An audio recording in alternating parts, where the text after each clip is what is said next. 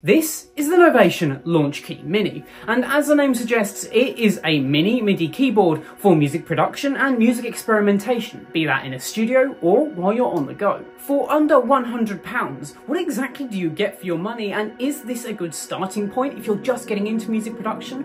And perhaps is this a great device for people who want to start producing more on the go?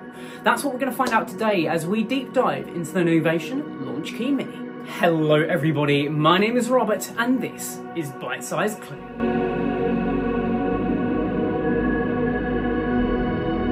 Taking a look at the box, one of the first things you're going to notice is just how compact this thing really is. It really does live up to the name Mini, and that's a good thing because what it means is you can travel with this thing pretty easily and produce music wherever you go.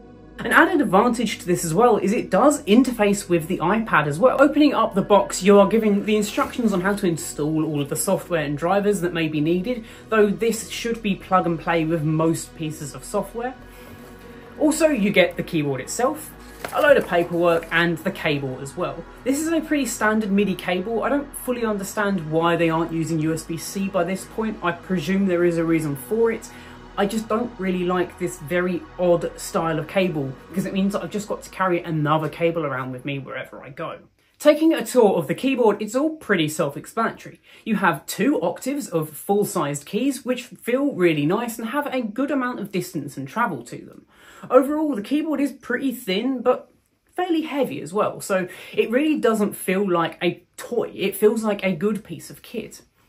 Taking a look along the top, you've got the 2 modulation wheels, as well as all of those nice drum pads, some of those little dials along the top to allow you to really fine-tune some of the effects, and some other buttons to start and stop recording and change modes. Looking along the top of the device, you have a Kensington lock, so you can lock this thing in place in your studio if you're worried about it being stolen. There is also a place for a sustain pedal. There is also an output for your headphones if you didn't want to plug directly into your machine, and of course the power cable as well for the USB. Plugging the device in for the first time, you see that nice rainbow effect on the RGB drum pads. This is really handy and useful for when you're wanting to really work out exactly what pads are in use for certain drum kits. I really like this and they look really fancy as well. If you're just getting into music production and you don't already have a DAW that you use every single day, then this might be a good place to start because it comes with a ton of pre-built in different effects and DAWs as well. So Ableton Lite actually comes with this and it has a ton of different VSTs and different effects to really get you started in music production quickly without having to spend an arm and a leg. This keyboard is actually configured to work with all of the different DAWs out the box. You don't have to spend loads of time setting it all up and making sure that all of the dials work as you would expect them to. It is a little bit confusing to work out exactly how to get into each mode for each individual DAW. Basically, pressing the function button, you can tap through the different modes. I did find this a little counterintuitive at first and just could not work out why I couldn't get this thing working with Logic Pro. But that was because I was in the wrong mode.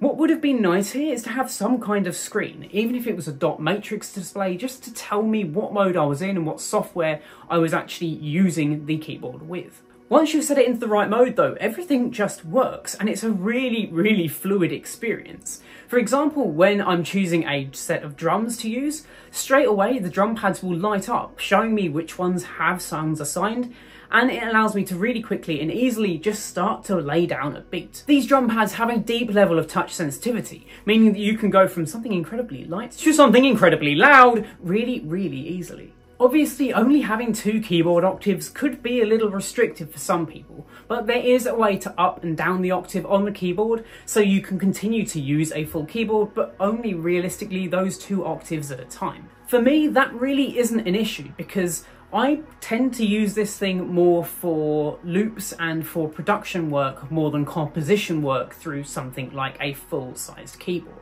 If that's something you're looking for, then Novation do actually do larger versions of the Launchkey, but for me the Mini is a great starting point, especially for under £100. So what are the things that I love most about the Novation Launchkey Mini? It's one, its size, just because it's so easy to be able to just tuck away into a drawer when I'm not using it, and it doesn't take up a ton of desk space when I am using it. Also, those keys feel really good. Everything about this feels high quality and responsive. and that is key to being able to produce music well. Though it is certainly not a perfect piece of kit. I've already touched on one of the points that I really didn't like about it, and that was just how confusing it was to move into the correct mode for the DAW that you want to use. There really does need to be some kind of display on here, and that could be useful in other things as well. For example, when I'm turning up and down certain dials, it could tell me what I was affecting without having to look at my laptop's display or my external monitor to work out exactly what I was changing with each of these dials. So if you're just getting started with music production, I can only recommend the Novation Launchkey Mini. It is actually pretty cheap for under £100.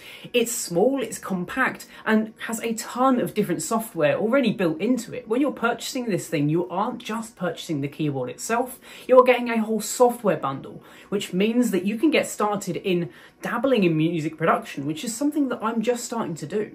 I did do it at school for a little while, but that was a very long time ago, and really I just wanted to get back into it, and I felt this was the perfect place to do so. Sure, there may be cheaper offerings on the market, but the cheaper offerings tend to actually not have full support for the DAWs that you may be using. So you're going to be spending a long time setting all of these keyboards up to ensure that the drum pads and all the dials work as you would expect them to in each of the softwares, and quite frankly, I don't have time for that. If you are a seasoned musician, this might also be a good option for you because it's so compact and it means that you can take it with you when you're travelling, producing music wherever you go. And that is something that really, for 80 quid, I don't think you can turn down. Anyway guys, why don't you let me know what you think of the Novation Launchkey Mini in the comments section down below. And of course, while you're down there as well, get subscribed, like, share, do all of that good stuff. We are growing and growing in subscribers. Honestly, for a little while, I was a little bit worried that I was growing stagnant on this channel, but that really doesn't seem like the case. Anyway, my name's been Robert, this has been Bite Size Clue, and I will catch you in the next one. Adios. If you're just getting into music production and you don't already have a DAW, there are a few free trials for certain things like Fruity Loops and also things... What? Fruity Loops? Yeah, it's that's a software. A cereal! No, that's Fruit Loops. Fruity Loops is a music software.